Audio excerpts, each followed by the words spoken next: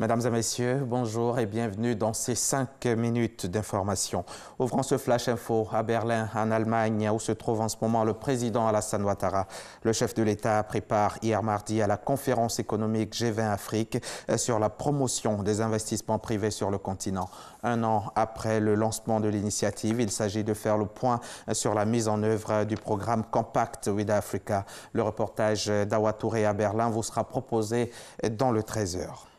Et pendant ce temps, ici à Abidjan, dans la même journée d'hier, Amédée Kofi Kwaku effectuait une visite sur le chantier de l'échangeur de l'amitié ivoiro-japonaise à Treichville, au carrefour Solibra. Lancé en novembre 2016, les travaux de l'ouvrage sont toujours en cours et le ministre de l'Équipement et de l'Entretien routier est allé s'enquérir de l'état d'avancement du chantier dont la livraison est prévue pour le dernier trimestre 2019. Taux actuel de réalisation, 33%. Jean-Luc Gbangbo nous en donnera les précisions tout à l'heure. Allons-y à Bouaké, dans la région de Gbeke, où 600 cas de grossesse en milieu scolaire ont été déclarés.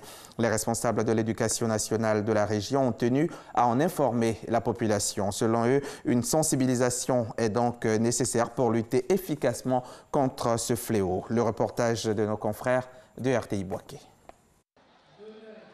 600 cas de grossesse en milieu scolaire dans la région de Gbeke.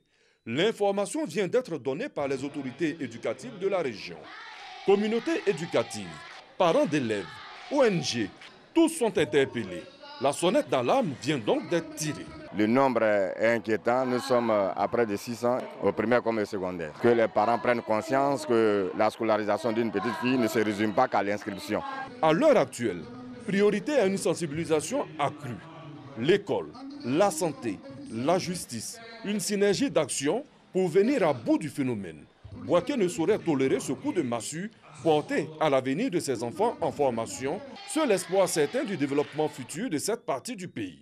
Les grossesses chez les élèves avant l'âge de 18 ans sont considérées comme des grossesses à risque. Ces grossesses s'accompagnent généralement d'infections sexuellement transmissibles. Je regrettais le fait qu'il n'y ait pas de passerelle entre la direction régionale et le parquet. Lorsqu'on me dit que la majorité des auteurs de ces grossesses-là, ce sont les élèves eux-mêmes, il appartient quand même aux différents responsables des établissements de les dénoncer pour que le parquet puisse diligenter des enquêtes. Les jeunes filles, victimes de ce phénomène qui n'a que trop duré, donnent de la voix, comme pour dire chaque chose en son temps. La grossesse anéantit seulement le corps, ça peut faire qu'on ne peut pas procréer dans le futur. Il est vrai que nous vivons des difficultés et pour les filles qui leur amènent à avoir certaines grossesses, mais rien que le travail ne pourra nous faire sortir de cela. Le Gbeke compte 2 directions régionales de l'éducation nationale. Ce sont au total 18 020 filles qui y sont inscrites. Aucune d'entre elles n'est à l'abri d'une grossesse. L'actualité hors de nos frontières. Ils avaient triché sur leur âge pour participer aux éliminatoires de la CAN des moins de 17 ans. La justice béninoise s'est penchée sur leur cas et a rendu son verdict hier mardi. La condamnation la plus lourde est de 12 mois d'emprisonnement, dont 2 fermes et 10 assorties de sursis.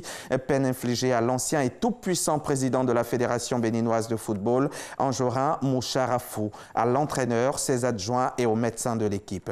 Ils sont reconnus coupables de complicité d'usage de fausses attestations. La dizaine de joueurs concernés sont punis de 6 mois d'emprisonnement, dont un ferme. Certains avaient minoré leur âge de plus de 6 ans parfois. Un pasteur américain a été tué hier mardi 30 octobre près de Bamenda dans la région du nord-ouest anglophone du Cameroun. Il roulait à bord d'un véhicule lorsque sa voiture a été criblée de balles. Les autorités camerounaises ont indiqué qu'il a été victime des indépendantistes armés qui sont en conflit avec l'armée dans cette partie du pays.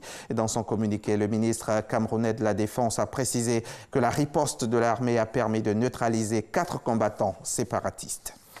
C'est une journée mouvementée que le chef de l'opposition guinéenne a passée hier mardi 30 octobre.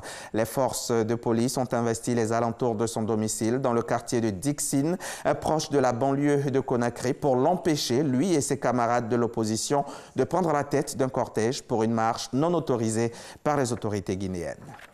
C'est la fin de ce flash. Je vous retrouve à 13h pour développer tout ça.